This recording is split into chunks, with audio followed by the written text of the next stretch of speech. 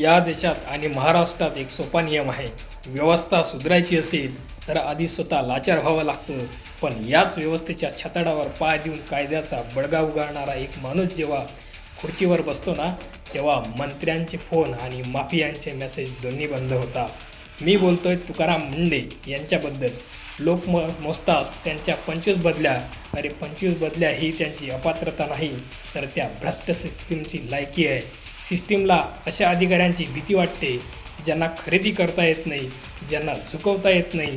आजपर्यंत ज्या खात्यामध्ये फक्त फायलीवर धूळ खात पडत होती, तिथं या माणसाने पाऊल ठेवलं आणि अख्ख्या महाराष्ट्राचा माफिया थरथर कापायला लागले. अन्न आणि औषध प्रशासन म्हणजे FD वर्षानुवर्ष AC केबिनमधून बसून हप्ते गोळा करण्याच्या पोटात आज भीतीला गोळा आला आहे. लहान मुलांच्या दुधात विष कालवणारे नराधम, केमिकल आणून स्वतःची घरं भरणारे भेसळयुक्त दुधाचे सम्राट आज रस्त्यावर टँकर तोडून पडत आहेत. ज्या गुटखा माफियांनी कोट्यावधींची समांतर व्यवस्था उभी केली होती, राजरोसपणे काळा बाजार चालू होता, आज त्यांच्याच अड्ड्यावर थेट हातोडा चालवला जातोय. हप्ता नाही, थेट टाळा. आजकाल गल्लीबोळांच्या भाईदादा आणि गुंडांतिकरण करणारी रील तुम्ही रोज बघता. पण खरी मर्दुमकी आज खरा माज कोणाला म्हणतात माहिती आहे? सत्तेसमोर, पैशासमोर आणि धमक्यांसमोर ताट कण्यानं उभं राहून झुकेगा नाही साला म्हणायचं वाघाचं काळीज लागतं. इथं रोज दबाव असतो, रोज बदल्यांच्या धमक्या असतात, अंतर्गत कारस्थान रचली जातात.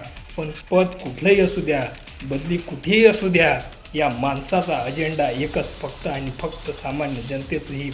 तुकाराम मुंडे हे फक्त एक अधिकारी नाही, तर या महाराष्ट्रातल्या मरत चाललेल्या प्रामाणिकपणाचा जिवंत पुरावा आहे.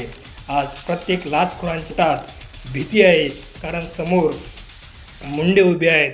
मला सांगा, चमच्यांची आणि भाईंची रील व्हायरल करण्यापेक्षा अशा वाघाचा आवाज घराघरापर्यंत पोहोचला पाहिजे की नाही? जर वाटत असेल की महाराष्ट्रातल्या अशा 100 तुकाराम मुंडेंची गरज आहे, तर हा व्हिडिओ थांबवू नका, थेट शेअर करा. जय हिंद, जय महाराष्ट्र.